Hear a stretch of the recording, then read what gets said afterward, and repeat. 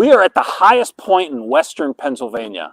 And for some reason, the Lord wanted a huge parish, a historic parish, an amazing parish to be built here. In the background, you can see an office building, which was typical of how this church got started. If you look over to my left, you see the second church, which was called the CDC. It's called the CDC. And if you look right in front, the facade there is the church. It's as if the two have become into one. You know, it's kind of like that theme of the rivers. And so it's amazing how God has brought together this incredible gift of our parish called Saints John and Paul. It was 1994, February, when Cardinal Dan kicked it all off and brought together parishioners in an office building that you just saw. And for me, I just would like to welcome everybody who is has participated in this parish, who's interested in its history, or just is following along.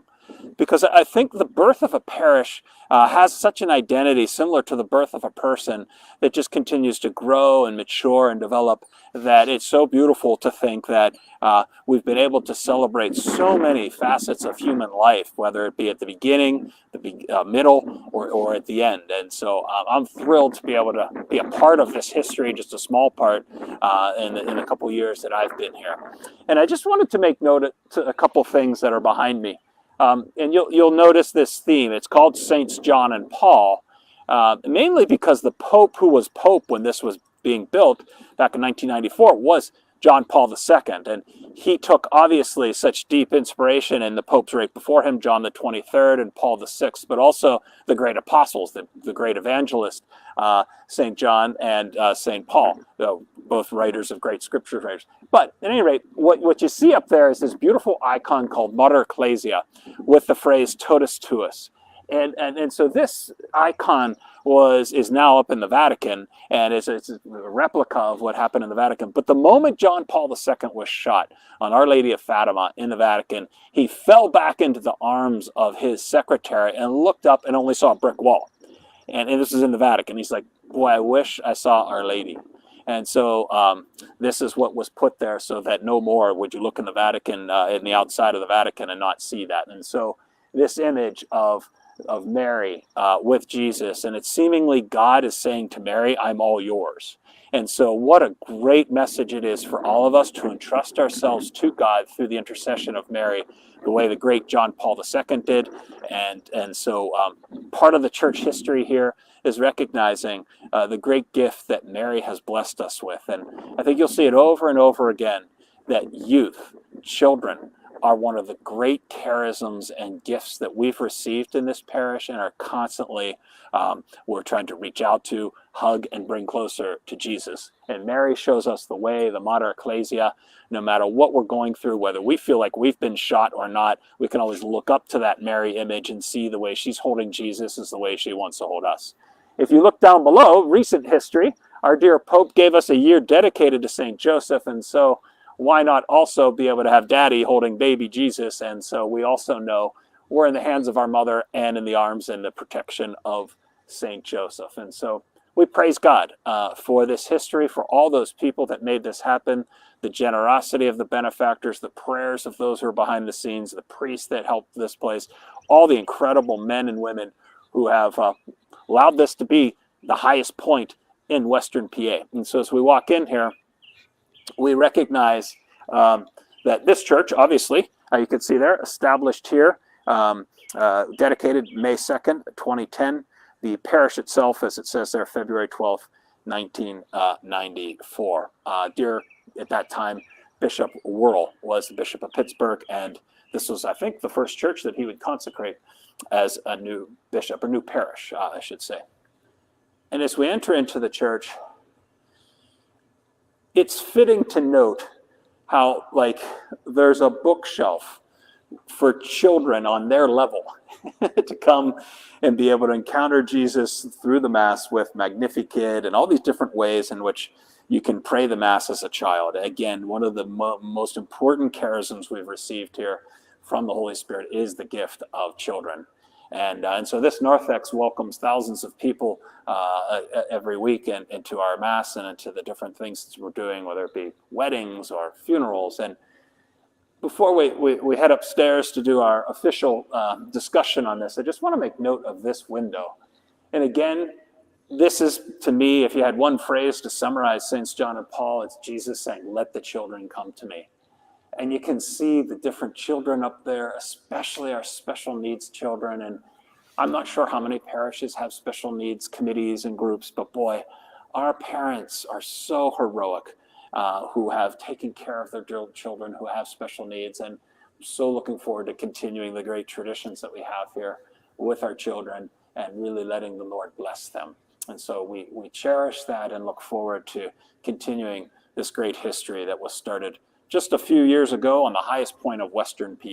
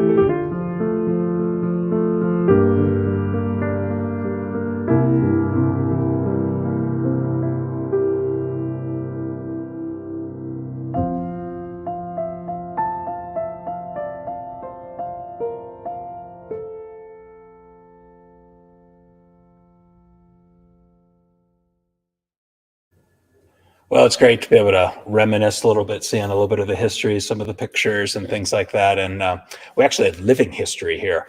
The last time I saw Father Anthony, he came up and I was like, so I've been to Italy before, and there's this place, it's called Montepello, and it's where the face of Jesus is. Like literally Veronica's veil is there. The Vatican doesn't like to own up to it, but Benedict XVI knew it, and everybody knows it. But at any rate, I was like, wow, here is the face of Jesus. So, Father Anthony, what's it like to be the face of Jesus? I'm glad I have hair and facial hair that works with my vocation. It's a bonus, and I'm grateful for it because not a lot of priests have a full head of hair, and that's sad for them. But I think I handle it pretty well. Yeah, no, I definitely don't have that at all. So, you grew up in this parish. I was blessed to grow up at St. Bernard's, but obviously, the history here is so new and fresh. Yeah. And just like it's incredible to just walk the grounds and see this is stuff that just happened within a while ago. Talk a little about your background with this parish and the sacraments that you've received here. Yeah, so no, my background was very much growing in this parish was my family growing in our faith. So I tell the story a lot, but my mom was Methodist and my dad was Italian, so basically Catholic, but not really. And we didn't grow up going to church at all. And so it's only when I was around 8 years old that my dad started taking us to church, and he liked the sound of the Italian priest's name who was here, Father DiNardo, and it's like, that's where we'll go. And I remember, don't have a lot of memories from that time, but being annoyed that I couldn't just stay in my pajamas all day. And that was my first experience at the Catholic Church. No more pajamas at home. I had to go to Mass. Do you ever wear pajamas underneath your vestments now? That's nobody's business. Okay. My own and the Lord's. And so that's kind of how everything began, and going to CCD and everything. And so my first experience with church building was the CDC Center. And it's funny because even though this is the main church now that we're sitting in, I still kind of think back about that church a lot, because just where I grew up, the tabernacle, which is still there, but the baptismal font and everything. And so I had a neat experience where I actually can remember my baptism. And I remember sitting there, and it was then Father DiNardo, and I didn't know exactly what was going on, but I was able to hold the lit candle, which was great, because I just kept playing with the fire. And I remember my mom hitting me because I was about to catch something on fire, which shocked me, because that's not my mom's job. It's my dad's job. Right. And so it was not the most spiritually moving thing at the time, but I mean, made me a Christian. And so my experience of growing up in the parish was very much being an altar server. And I remember I wanted to be an altar server just to have something to do, right? And make it a little more interesting than it was. But we had a form we had to fill out, and it had options like, what Mass do you want to sign up for? Sure. And my parents were like, any Mass, which meant we always got the 7:30 a.m. Mass. So we became a 7:30 a.m. family. And it's always like in every parish I've ever been at, you've got a parish identity you belong to, but also a Mass time you belong to. And that was kind of ours, this quiet morning Mass sort of thing. So that was very much the first pastor that I really remember was Father Al Semler. I still remember some of his homilies and things. Because obviously, we first had Father Dan, who we'll get to in a minute, but Father Al, because you bring him up, I think it's really good, and it kind of blends in my mind with what I see when I got here, which I didn't really know the parish that well. When I got here, I could tell there were so many children here, like the window down there of let the children come to me. And it's so fitting that you were a little kid playing the candle. Yes. You remember Father Al. So what was it like with Father Al? What did he just have love for children? What was it that you remember about him that made you feel so comfortable with him? A few things. Just the kind of energy and joy he brought to everything. I remember just altar serving with him was just fun, easy to do, and he would still, correct us if we messed something up, but not in a mean way. It was just good, just getting better at it. I remember my dad, 7:30 a.m. Mass. At the end of it, he would look at it. He's like, 40-minute Mass. All right, it's time for breakfast. Little things like that. Every priest does things a little bit differently. Sure. But I remember all of that, and just seemed to be a joy to be around. And that's, as a kid, that's basically it. It struck me. He was a priest. He seemed happy. I liked the altar serving. That's about it. But he was the first one I kind of have memories of. One of the most iconic parts of what he's left is the blessing of the children. Do you remember that? Yes. What was that like? I remember the first time, because I don't know if he had just started it or how old I was. Yeah. But I knew I couldn't receive communion yet. And then I didn't know what part of the Mass we were in or whatever. I'm not paying attention. And my parents were like, go up. I was like, but I can't go up. It's not my first communion. What's going on? I remember being terrified the first time. It's and other kids started going up. I'm like, what do I do? Where am I going? It took a few weeks before I'm like, oh, this is what we do. It gives me a little blessing. Okay, fine. And then transition from once I received my first communion, you wouldn't go up for the blessing anymore because you were receiving communion. And that kind of being a marker of growing in the faith as well. But at first I was terrified because I didn't know what was going on. But it's something that became just, I was surprised other churches didn't do it. It's because my only experience of church was this parish. And it's kind of a neat tradition that's remained. Unfortunately, because of COVID, we had to pause that. So I'm looking forward to bringing it back now. I think people are getting more comfortable. So I'm looking forward to doing that as soon as it's okay to do it again. I really love the tradition, and I'm from a big family, so I feel like that's a good thing. It's interesting too. I think as you look at the history of this of the church, there wasn't necessarily a thought of building a school right away at all, but it was a thought, from what I understand from Father Dan, is we need to do good catechesis, we need to do good faith formation. How did you feel that when you were growing up here with the faith formation? It was huge for me. I remember CCD I'm learning, and the volunteers I had were good, and it was a little big for my family. So Phyllis Haney, who was in charge of things at the time, kept asking my dad to be a CCD teacher, and he kept saying no, no, no, he doesn't want to do it. Finally, she just nagged him enough to get him to do it.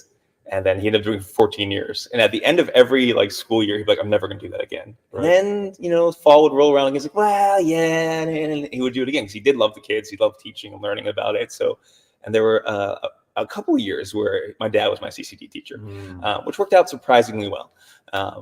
So just kind of the faith formation ended up incorporating my whole family, along with my mom, who eventually went through RCIA and was brought into the church. And then my parents had their marriage validated in the church. And then for me personally, the big move was youth ministry.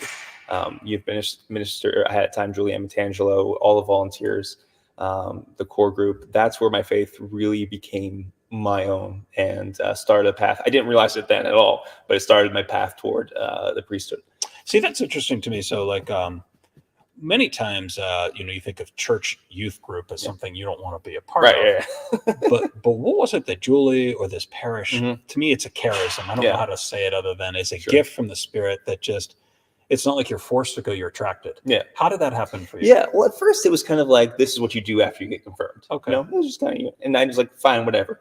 But what got me was the authenticity on several levels. Like, I remember the core team members, like remembering my name and being like really surprised by that, and inviting me, back and caring about me. I remember having like some, when you get in high school, you have some more serious questions about the faith and everything. And then we were talking about that stuff honestly, and like, oh, this is an okay place for me to talk about stuff. No one's yelling at me if I ask questions. They're actually inviting that.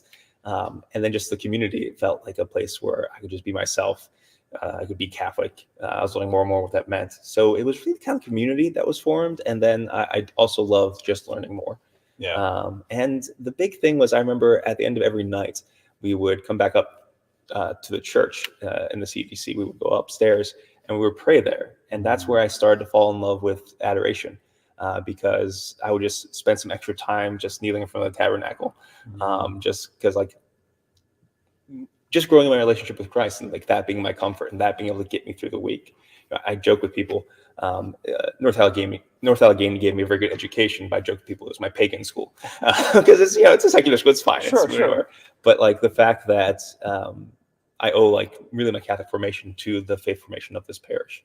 So yeah. No, that's fascinating. And was it in high school what you thought about the priesthood, or when did you first think about Didn't think about it at all. Well, actually, so began to get more involved in the youth group, would give little talks or whatever, little witnesses, all that. And I remember this deep spiritual moment where I was like, I wouldn't mind being poor. I wouldn't mind having to move. I would like to give my entire life to Jesus Christ. And so I felt like God was for sure calling me to be a youth minister. Like that's how like foreign the idea of priesthood was to me. Right. Because I had seen priests and I liked them enough, but like priests just appeared. Like you don't become a priest. They show up somewhere. Right. And it was only my senior year of high school that the idea became a potential reality for me. A few retreats that I went on, seeing young priests, seeing that, you actually do become a priest, finding out that there was a seminary. And then really the big thing was for me, I could drive my summer for my senior year, and I started going to daily mass. And I was the only guy under like 50 years old going to daily mass. So everyone would be like, you would make such a good priest. And it drove me crazy. I hated them for it. But that strong reaction was hiding something that I was avoiding in me.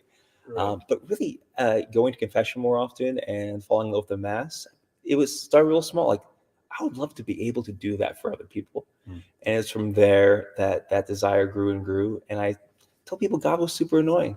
He just kept tugging at my gut. like whenever we prayed for vocations, I felt like everyone in the church was staring at me. Nobody was. Right. Nobody even noticed I was there or whatever. But it's like, just felt this call over and over again where got to the point, it's like, well, I gotta go figure this out or else it's going to drive me crazy.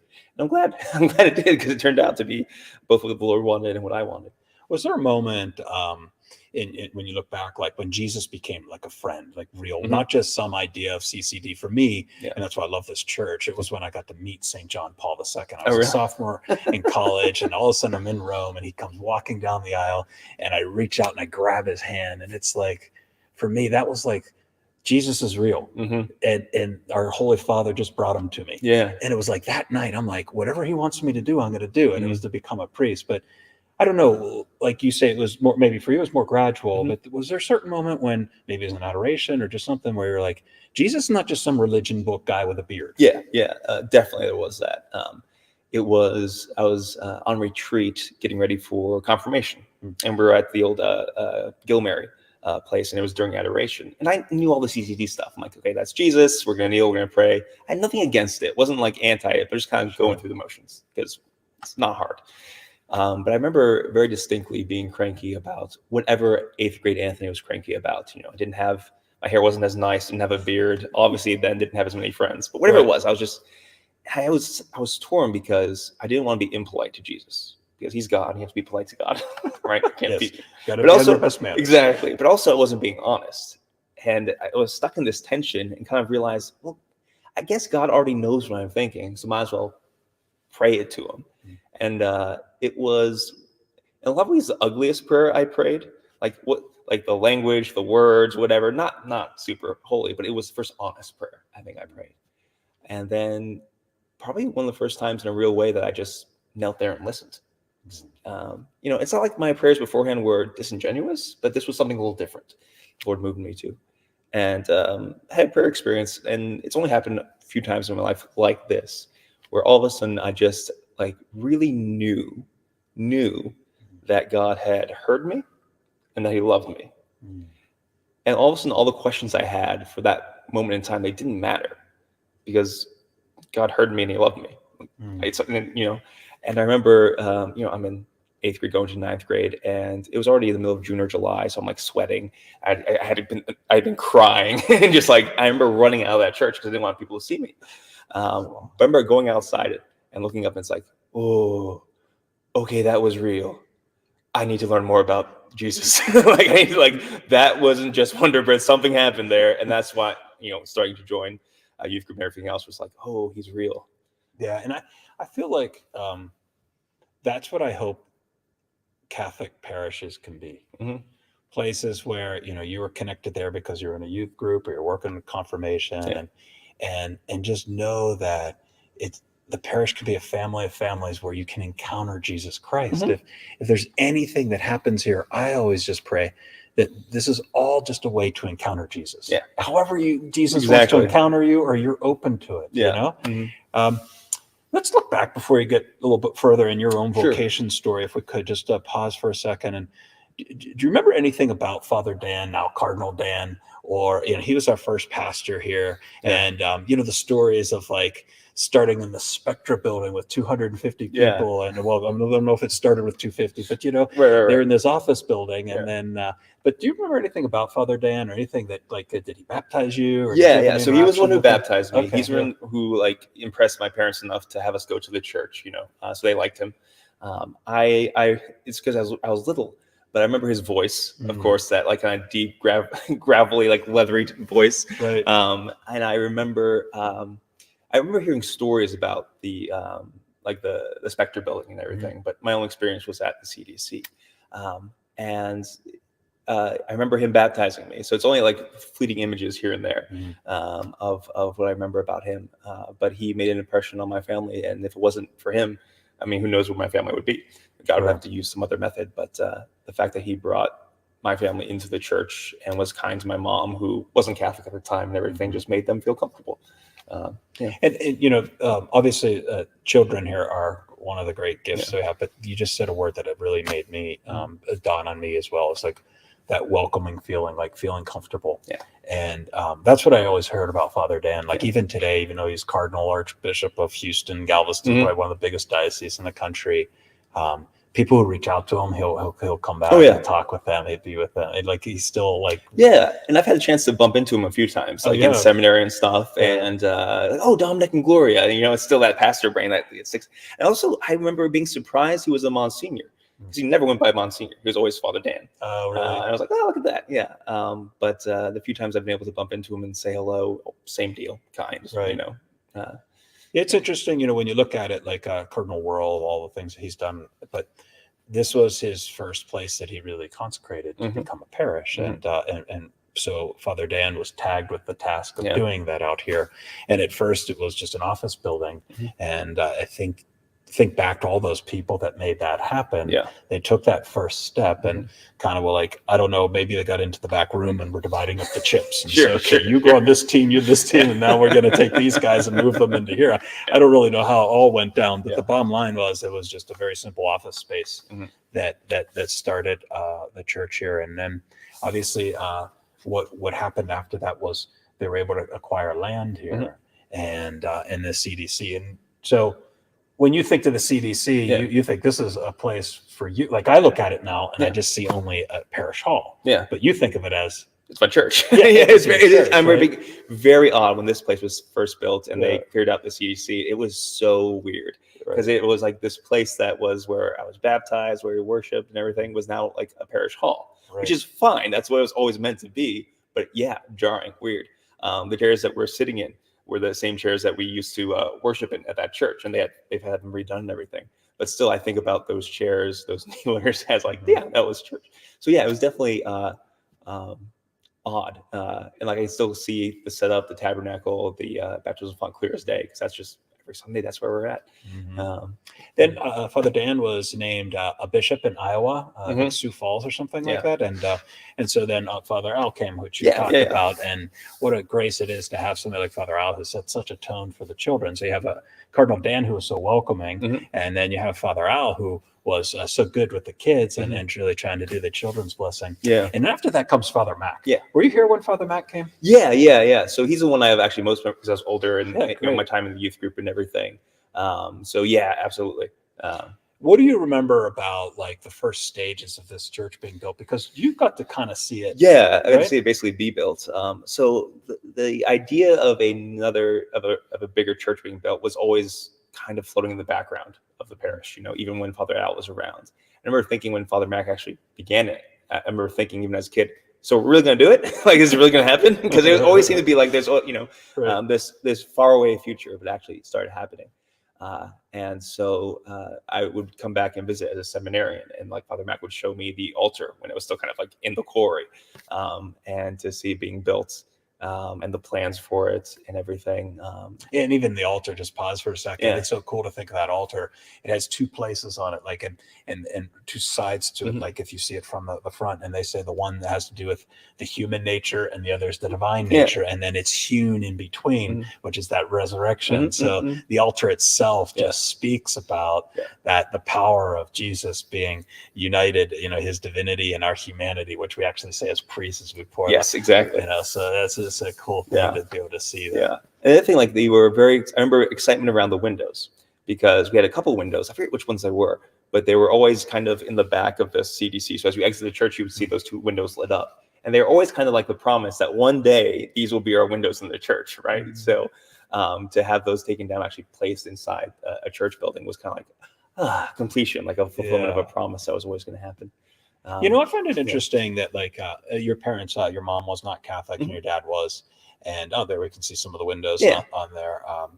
But I find that interesting that like in order to get this property, Father Mac was just so incredible about reaching out to our Protestant brothers and sisters and being able to make there's a relic that you can see. I think that's St. Elizabeth Ann Seton in the actual altar. So there's her bone of the first American-born saint. But I just find it interesting that, and actually she wasn't Catholic. She wasn't raised Catholic. She converted. So it's interesting that show a saint, as I'm trying to make this point about how Father Mac was able to negotiate with our Protestant brothers to, I don't know if you know the story, but like a little bit, like he kind of built their church if they would give us his land, their land, and now we have 32 acres, something along those lines. Can you fill in any? It's an incredibly improbable story. Just kind of cutting a church deal with a church, and I won't tell the story as good as Father Mac. No, of course not. Because but the story of him going to Bishop Worrell and being like, "Hey, I can build this church, but I gotta do this," and Bishop Worrell being like, "What you're about to do quickly." He's just kind of like, just whatever, just go do it. So, and it's a few things. One, just kind of being open to whatever direction the Holy Spirit wants you to go. It might be an unexpected direction to get something done that he wants to get done, but he can do it. And then also just our kind of cooperation with our Protestant brothers and sisters and needing a place to worship and them needing a place to worship. And it's incredibly improbable. but it happened, Right. and you can see in improbability having the good result. It's usually the Holy Spirit's at work somehow.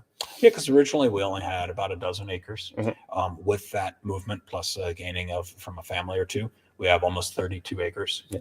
And it provides obviously an amazing place to worship. It provides obviously the highest point, which you're seeing the highest point of Western Mhm. PA, which I thought was so fitting, right? Like Yeah. that bell tower Yeah. is higher than the U.S. Steel building. Exactly. Yeah. What does that mean to you? It means, a church should be. Yeah, we should right? build churches on hills and mountains. Yeah, Like, all theology aside, it just makes sense. exactly. Why is a stadium or a building? Yeah, Like, yeah. who cares Build about a those church up places? there. Yeah, like this should be the place where we yeah. celebrate anything that's going to be immaculate. Like the Exactly. Immaculate Reception can happen in Franco Harris, but up here, this is the Immaculate Conception. Yeah, don't get me wrong. You can definitely theologize over it, but I think there's just a Catholic instinct. Like, oh, there's a hill, there's a mountain. Let's put a church there. Yeah, put a cross there. Kind of wild Jesus died, right? Yeah, also true. Also true. We'll just kind of stick with Yeah. what the boss did here. And God seems to like mountains, so let's go with that. Yeah, biblically, the mountain is usually the place of the encounter, right? Yeah, definitely. Anything else about the building of this? Like, as a little kid seeing it, or as a seminarian seeing it, was there any other aspects of this that you find to be fascinating? It was, something that Father Mac would tell me, and other priests would tell me as well, that as it was being built and as it was built, I remember being here for the Mass where they consecrated the church. Bishop Zubik did. A few things stuck out, that he took a lot of holy oil and poured it all over the altar. I'm being like, that's so messy. But it was just like, remember that, the lighting of the candles on the walls, being there as a seminarian. Let's pause for 1 second. Yeah. If you can see in the background, or there are candles lit in there, and it's so beautiful to see those candles, which represent the walls that are the church. And so the moments of consecration. I'm going to pause for a second here. Yeah. So what we're seeing is our grotto, Oh yeah. and oh my gosh! Like I work right next to that. Right. This is the best office in the world because I get to go right into here. Yeah. And you talk about Eucharistic adoration being an Mhm. important part of your own vocation. We now have basically perpetual adoration. We have over Right. 500 adorers doing 500 hours of adoration. And for me, there's nothing better than knowing that people are encountering Jesus Christ here.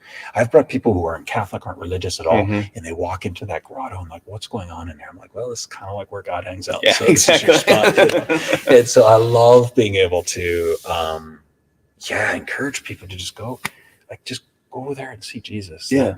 Do you remember the grotto getting built or anything about the Yeah, grotto? I that was remember interesting? Father Mac just like dreaming about this idea, and it's nice because we have this big church and you need it for all the people, but to have a more intimate space is also kind of a good thing to have. I remember seeing the plans and designs for it, and be like, how's that going to work? But then you walk in there like, oh, this works. It's just having that more intimate space, and I still sometimes I'll sneak into this parish one. So my parents are still in the area. They're like, I need a place to pray, so I'll sneak into John and Paul and say a prayer there. So yeah, and to have that available to everyone who works here who wants to visit. I've been to a few parishes that have adoration, and it really does wonders for the area. Like if you adore the Lord, bring Him into your life that way, it really opens doors for a parish. Yeah, I find that, and it's interesting you found this in high school or in grade school, but it's hard to find silence today. Yes, very much so. Usually when you ask people, hey, how are you? I'm busy. Yeah. And you're like, oh, I'm sorry. Yeah. It's like, that's what you have to respond, or Right. you're considered lazy. Right. If you're not busy, then you're bad. Right. And it's like silence Mhm. is the sound that typically God speaks to us through. Mhm. And so that grotto to me is like this soundproof place. It's like that just really allows your heart to just be in the presence of our Lord and be enveloped with Him. And so I just pray that this parish can always be a reminder of that. Like it's not a library where you shush people. No, it's different. It's an encounter with the silence of God. Yeah. Does that make sense? Yeah. And it gives you a deeper understanding once you experience it, the important nature of sacred architecture and art, like a space that kind of helps us enter into that silence. Because even when you walk into a church like this, as soon as you walk in and you look up and you see, like all of a sudden you feel very small. and you're like, oh, something important happens here. Like the architecture speaks to it. And that grotto, like something sacred happens here. It helps us enter into that because we're very sacramental creatures. We signs and symbols mean a lot to us.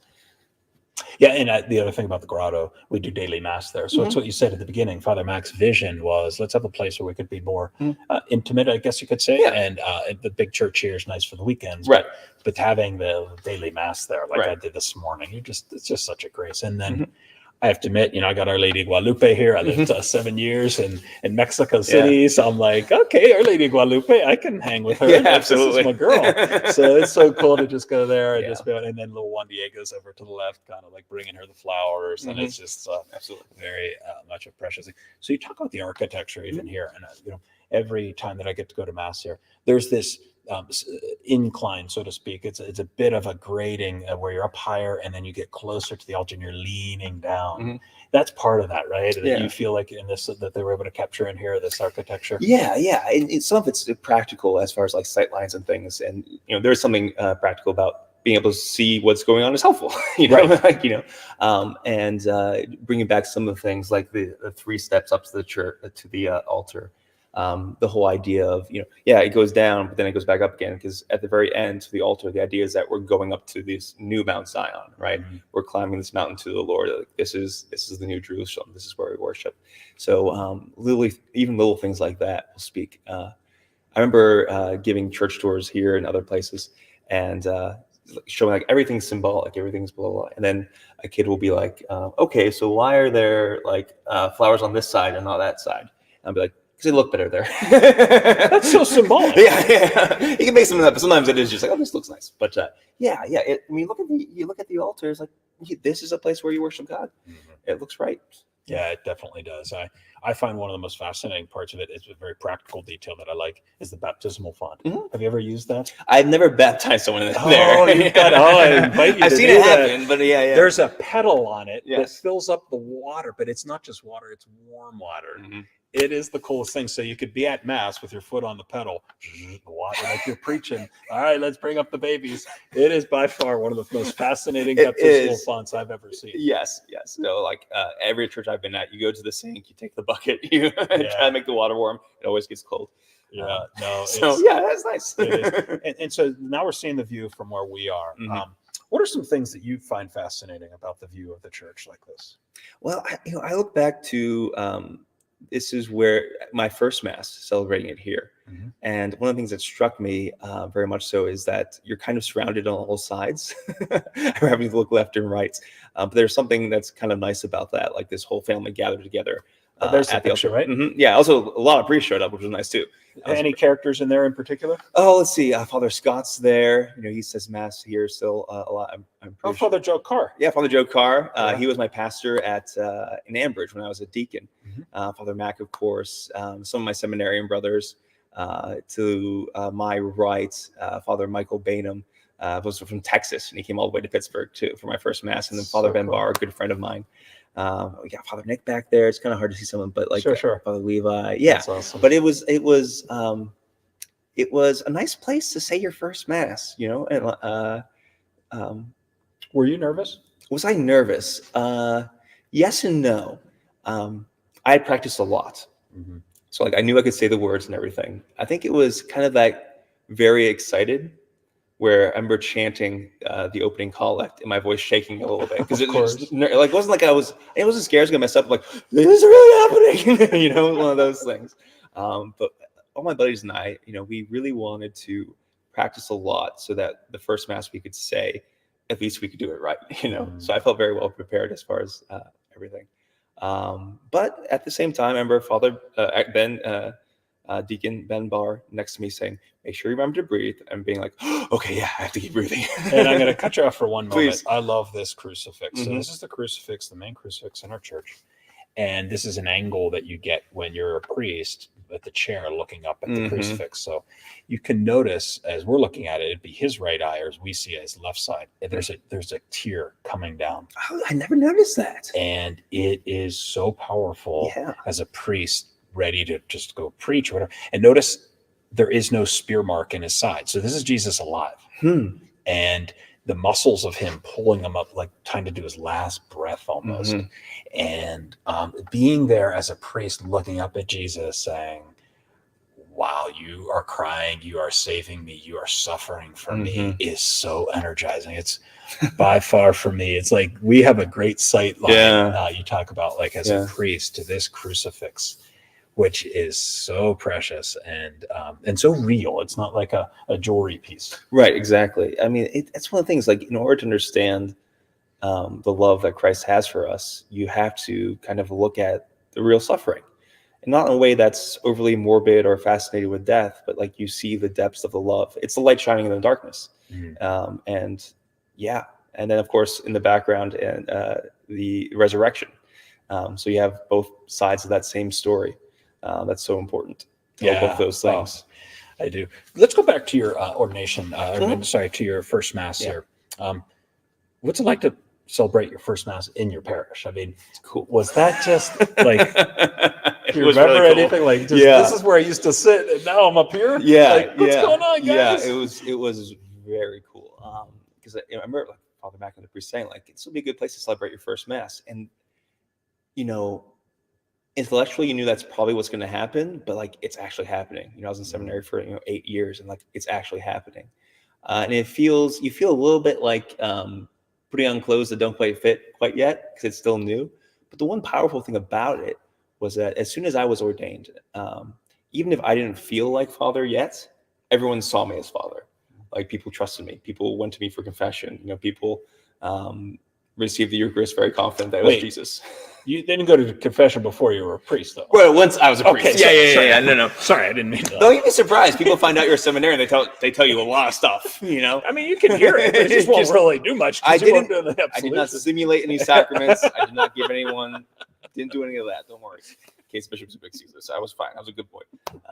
But you know, as soon as I was ordained, like, because there was some time even before my first Mass, and then my first week as a priest before my assignment, I was doing some stuff here. And so you experience a lot of your priesthood in light of how people come to you as father. And more and more that's helped me to integrate that into my understanding of myself. That's such a profound point. Like, I was grateful because I forgot that we left the St. Joseph picture outside. And that year St. Joseph left that mark on me, is like what it means to be a father. And a father that didn't biologically actually have Jesus.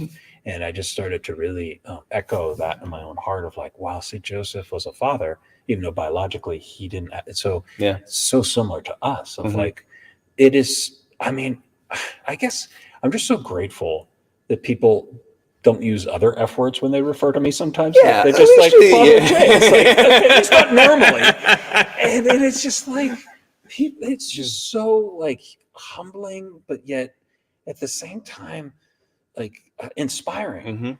That like a little kid will come, hey, Father, and I'm not your daddy. Like, you know what I mean? Yeah. But you're saying it though. It's like that fatherhood that we get to participate in. Scott Hahn would say that's the real father, because that's the fatherhood of the father. Sure. And everything else is just a mere like paradigm for that. But I don't know.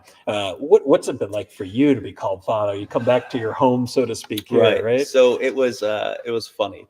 My dad has only called me father once because he wanted this moment. He came up to me and says, "Hello, Father." I could go to him, "Hello, Father," and ever since then I've been Anthony, which is totally fine. Sure, coming from your parents, but it's been good. It's something that, like I said, it takes time to really let that sink into your heart. But you mentioned St. Joseph. I had St. Joseph on my. So when a priest is ordained, they usually have a holy card printed with their ordination dates, some sort of sacred image, and just a reminder to pray for people. And they work great for bookmarks, and you can collect them and pray for priests. It's great. And the image I chose was of St. Joseph because he really was, for me, an image of the priesthood. And the image that is on there is Joseph carrying Jesus Christ. And Jesus is actually pointing in a different direction. You see Joseph about to turn. So that felt like, to me, the priesthood. Like, I'm trying to take Jesus to people, but he's actually the one leading me. You know, just kind of like, okay, where do you want to go this time? Where do you want to go? You know, I had a great experience just this past Easter. So I ran my RCIA program and worked with these wonderful, wonderful people for months. And then I got to do the sacraments, so baptize, confirm. And moments like that, or moments like when I'm teaching an altar server, or just like they mess something up and they break something, like having mercy towards them, like, it's okay, buddy. Like those, there's so many little moments where you can experience that kind of fatherhood that really bring a lot of joy. You know, when I'm doing paperwork, not so much, but there is something fatherly about that, taking care of business as well. But yeah, it's, you experience it in how the people react, trust you, and it's one of the more joyful aspects. Like, I love preaching, I love hearing confessions, I love doing all that, but being father, that's what gets me the most. Yeah, I find it interesting in our church, as we see on one side Mary and Jesus, and the other side is Joseph. The statues here, they're not normal, like, no, I shouldn't say like, they're statues that are almost like lifelike. Yeah. Like, you go see JP2 over there, you're about to like shake his hand, and Mother Teresa's there, you're thinking she's coming to love you down, and it's just like, whoa, these statues are unique. They're so vibrant. Yes. And I remember that being a big thing, because in the CDC there were no statues. We didn't have a place to light candles. And when those were first put in, it's like, oh, cool, we get to do more Catholic things here. You know, it felt right. But yeah, they are. I mean, you can see it there. Like, Mother Teresa looks like she's going to walk out with that baby. Exactly. JP2 looks like he's jumping off to say, hey, what's going on, guys? I'm here. Yeah, it's it's neat. Yeah, for sure. But just to have those places to remember that the saints are there praying for us and asking their intercession it's nice. So on one side of our church, we have St. John Paul II and St. Mother Teresa. And then looking over on the other side is the Immaculate Heart of Mary and the Sacred Heart of Jesus. I like those two sections a lot. Yeah, and then on the right and left are baby Jesus with Mary and St. Joseph. Yeah. So it's like these 6 statues that really help you get closer and closer to the sacrifice of the Mass. Absolutely. Yeah, it's a good thing to have. And I remember, like, you know, because like growing up, a lot of parishes I've been at, you know, they've had candles for their entire history. And it was funny seeing my dad and my mom get in the habit of like, oh, we're gonna light a candle after Mass. Like, just this little moment of prayer that they have together. Right. Is beautiful. So there's the that's the coat of arms of St. John Paul II. And again, you can see the M, which was that whole totus tuus theme that we saw from the beginning, and then you can see the keys of St. Peter, and then the symbol of the Pope. So that's ingrained on all of our pews here, and it's such a special way to walk into a church and to see the coat of arms of St. John Paul II, who for me was the Pope. Yeah, like, he really, like, I consider myself a JP2 generation priest. Right. You know what I mean? Yeah. And I guess when I think back to him, and it's the impact that he's had on this particular parish is so obvious, but it's like he had such joy. Like, he made church and Jesus joyful for me. Yeah. And I think before that, it was always this serious, and it was kind of a I wouldn't say dark, but it definitely wasn't a very enduring experience, so to speak. Many times I was like, I much prefer to be watching the Steelers game. Sure. You know, Mass was a pregame show. Yeah. But the joy that St. John Paul II brought, I remember my first World Youth Day with him, and just the enthusiasm that he could bring into a group of people was incredible. You know, and I remember his last World Youth Day, which was in Toronto. It was pouring down rain all night. We're in like 2 or 3 feet of mud, and it was freezing. It was awful. But he came out there and just like fired us up. And it was just like incredible the way he did that. Do you remember anything about him, or is he a little before your time? His influence on me is the people who he influenced me. Okay, good. You know, like a lot of priests who have meant a lot to me, you know, youth ministers, other people, I all knew they had love for him, and I experienced that love through them. So it's kind of like that generation of people who helped form me growing up in the faith. So it's kind of like not so much dad as a granddad for me, you know, in that experience. So I've experienced him through that. And of course, you go to seminary, you read some of his theological writings and his encyclicals, and you're like, oh, wow, this guy was brilliant too. Holy, brilliant, and really joyful. Yeah, definitely. Obviously, one of the great gifts that we're still unpacking is theology of the body. Oh, yeah, absolutely. And to recognize that the great gift of our bodies is a way in which God reveals his love. Oh, yeah. And especially, obviously, in marital love, but also just in anybody's body. It's just an incredible gift that we have. I think it's the most underrated part of humanity is that our bodies are going to actually come with us to heaven eventually. Yes. And so it's like the way we cherish our bodies and the creativity that we can have with them, just our 5 senses alone is like, wow, like, why do we get to do all these things and we don't have to do anything almost? Exactly. And it's funny you mentioned that, because I should have, if it wasn't for theology of the body, I don't know if I'd be a priest. Really? Why? It was because that's where I learned about what celibacy really was through theology of the body. And I was like, oh, this is actually a beautiful way to give your life in love. So I do have to credit with him for removing that obstacle and actually making it something that. So that's a great point. Like, why did you fall in love with celibacy, or why did you recognize that, hey, I could be married and have a wife, but I want to be a priest? Like, tell us a little about that. Yeah. Oh my goodness. So it was one of those things I think I personally experienced while I was in seminary. This kind of feeling, as much as it could be, that like, even if I'm not called to priesthood, I think I'm called to celibacy. And that doesn't happen for every guy in that order or whatever, but like that was kind of something that was on my heart. And I guess what drew me to it was this offering your life in love without exclusivity. So I'm trying not to lecture too much, but in this world, in this life, there's always exclusivity in love. Part of the reason why you're married to this person means you're not married to anyone else. Right. So it's normal and good to have like a close group of friends and then acquaintances and all that. But that's in heaven, it's not going to be that way. In heaven, and it's hard to imagine that we're going to have all the intimacy without the exclusivity. So it's not that the person you're married to on earth is going to mean nothing to you. It's just that everyone's going to mean so much more, right? So you don't lose any of those memories or anything. That's all kept and important and holy. But there's an intimacy around everyone. And to begin living that life, even in a very kind of, I guess, shadowed way, because it's not going to be exactly the same. There's a lot of sacrifice here. That's the life that Christ lived while he walked this earth. He was true God and true man, could have gotten married, but that's the life he chose to live. So part of it's walking in the footsteps of Christ.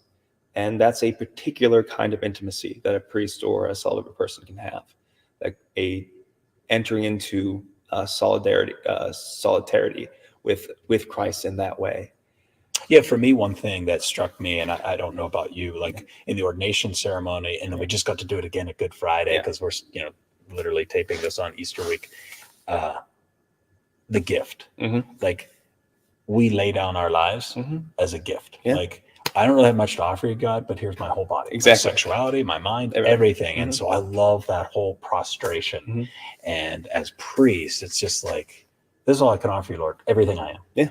Even that. And so it's challenging. It's probably the hardest thing about being a priest for me, because I see pretty women, you see all these good people out there, and you hear about all of it. It's just like we're an oversex culture, but it's like, no, Lord, I'm a gift for you because I just love you and I just want you to have everything. Like, I don't want to hold anything back from you. And it was something about that kind of like, love makes you do crazy things. It's like it's not a suppression of love. It's just a laser focus on it. So it's something about that. It's like, that's an appealing way to live. And the fact that people allow you into their lives in super intense times, because whether it's a funeral or confession or a wedding or just having you over for a Steelers game or whatever, it's because you're father. Right. It's because every priest, like if you see a priest, that's your father. Right. And that's something that fits very well with the gift of celibacy. Just works. So. Yeah, and as we're concluding here, it kind of comes back to where we started, of seeing a parish as a family of families centered in Jesus. And you think back to those different phases of the development of the parish. And one thing that continues to just strike me is just how grateful I am to my parish family. Sure, yeah. And it's almost like I think about all the fathers, the priests who pastored here. Then you think about all the dads and the moms that literally brought their children and their family, because what more precious gift is there than their children? It's like, we're going to bring our children here. And then the contrast of that, of like what's gone on in the tragedy of our church history with, the sex scandals and the abuse of children. And so the gratitude for me has grown so much. To think that somebody would want to continue to come to a church, come to a parish, and trust their children here. It just shows how powerful the merciful love of God is, and how we need parish life to get closer to Jesus. So for me, I'm just so grateful that people continue to come to church. Absolutely. And people continue to recognize that I know I'm not the center of attention, praise God. Yeah. It's Jesus. It's like, we're not here for anybody else but Jesus. It's Right. one of the main differences between a Catholic church and any other church, Yeah. is that, like, Jesus is in the Eucharist. Come here for him. If Yeah. you get a good homily, hopefully, great. If it's 50 minutes or 25 minutes, whatever your dad wanted, that's fantastic. I know I can't do that. No, I can't do it either. My dad's like, I your mass is an hour and 15 minutes long. Yeah, deal with it. Yeah. I go on Mexican time. Yeah. You can choose and that. But that's what I'm so grateful for, is just people wanting to come to Jesus, and me being able to facilitate in a very minor way. What do you feel like when you think back? And It's a privilege of just being able to be a part of it, you know. Yeah. And it's, as far as Jesus being the focus, I've never been upset. I don't think any priest has ever been upset when they're hearing confessions and someone walks in and says, I'm not sure what to do. Like, don't worry, I know exactly what to do. We're going to get you through it, you know. Yeah. Like, I'm happy you're here because you're going to receive God's That's mercy. a good point. And it's just kind of like, it's God is doing these miracles, and you get to be a part of it, and you just get to be in awe and wonder of what's going on. You know, that was part of, like, I was baptized and confirming on Easter, but, like, this is such a huge moment, and God's making them his own children, and I get to be here for it. It's hard to describe other than that. Like, I get to be here for it. Right. Like, God used me for something cool. Right. It's something incredibly fulfilling. So, and it's moments like that, like, I can't imagine doing anything else. No. Like, yeah. I agree. Gift, You know, the thing that I love, you know, just sitting in this church is the way in which the music and the singing and the participation is done. I just find it so the Tenebrae service. Oh, nice, yeah. Which it's very unique. And it is. A spoiler alert if you've never been here for it. So turn this part off if you haven't been to Tenebrae and you want to come sometime. Because at the end, the tradition was to take that Easter vigil candle from the year before, and you're singing, they're just saying the song, everybody's crying, there's this music, and we've dimmed the lights slowly put out the candles, and all of a sudden the priest starts up waving. All the lights are out, and all you can see is this candle waving back and forth, and as he's seemingly like just baptizing the world with the candle wax that's falling out right and left, and it's hot and it's heavy, and it's like, what is he gonna do? And all of a sudden he goes, Eloi, Eloi, lama sabachthani, and boom, he breaks that right on the ground. Yeah. I remember the first time I went to that, and I was young, and it felt like everyone in the church had been, like, hit with a cannonball. Yes. Like, it was like you, like, felt the reality of, like, oh, you know, Christ died on the cross. Amen. And you're like, yeah, it happened. The light went out. It's like humanity without God is darkness. It's basically waking up every day in Cleveland. You know, it's just like oh my gosh, the darkness of that, you know? Yeah. And then what happens, which is really cool, also, like, as I did it the first year, and they're like, just don't move. Yeah. Like, well, why? Yeah. And these little mice come out, which are the kids, and they all get pole position, and they crawl around and grab pieces because it's a sacramental. Yeah. So the Easter Vigil candle got was broken, but they got these pieces. Yeah, I remember, because that tradition definitely grew as well. Because at first I remember nobody knowing what to do. Yeah. And then, like, I think some kids started taking pieces, and, you know, Father Mac was like, yeah, go ahead, it's sacramental, keep that. And now it's just like, now the kids are ready for it. They're like ready to go charge at the it is fun. It was funny. I was with a kid who had never done it before. I'm like, hey, this is your mission. Yeah. And he got up there and they were gone already. Father, I didn't find. So I went swimming. Luckily the lights were stuff, and I had to find him. I'm like, you can't run that one. So we got him one. So that was really a great thing. You know, we're just about out of time. We have about 2 or 3 minutes left, and just wanted to finish with just basically one thought. Now, if you know, like, you grew up here, you became a priest. What's it like for you to be able to look back at your parish and come back to it like this now, and reflect back on its years, just the perspective of what you've gone through in terms of, like, the history of your soul here, almost, you know? Yeah. I think it's, you know, there's a lot of different metaphors for a church, but a church is very much this living, organic being. It's very much like a tree. And so it's the same tree, but it's very different. Right. And it's supposed to be different.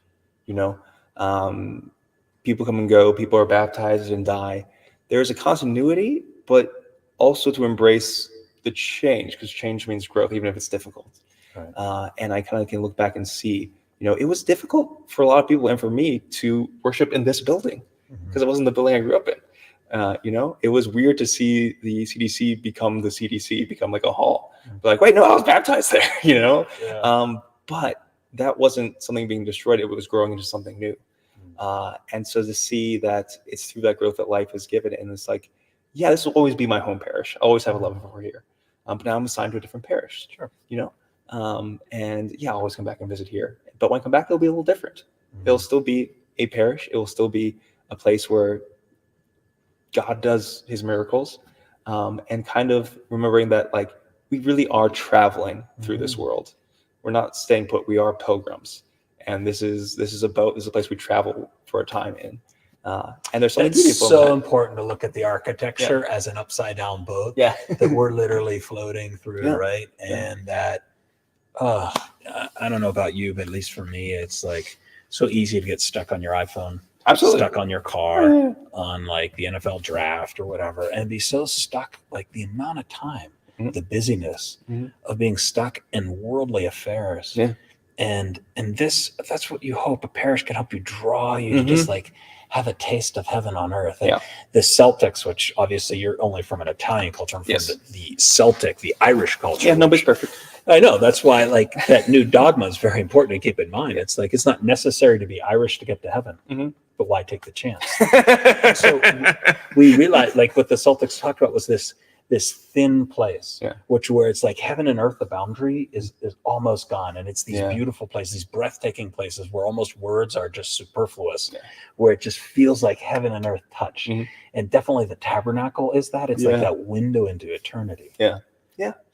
Yeah, it's a reminder that God is close, and that's, at the end of Mass we say "Go in peace" or something along the lines. It's like, now you have to go because the world doesn't know what happens in here. You have to go tell them. Correct. And we're traveling. Like this boat is like literally an image for us to realize this is not our final home. Yeah. Yeah, it's not. And so it's so beautiful to be able to do that. Well, Father Anthony, I really appreciate you taking the time to come up here. Is there anything else in your prayer, your thought that you want to close with? Or obviously I'm going to ask you to give us your priestly blessing, because what a grace it is. I can't imagine when God was creating this parish, he was thinking of you and of this parish being the place where you would be literally born into baptism, born in your life and your family, and your brother works with me and all these different things. It's incredible. Just that one example of you, but then think of multiply that out over thousands and thousands of lives over 20 some years. It's incredible, right? Yeah, it really is. It really is. It's, a parish at its best is this place that we all facilitate an encounter, but it's where God does the work. And so we do our best to facilitate it. And I've seen it in my life, seen the lives of so many other people. And yeah, I guess that's all I got. Will you give us your blessing? The Lord be with you. And with your spirit. May Almighty God bless you, the Father and the Son and the Holy Spirit. Amen. Amen. God bless you all. Thanks for joining us.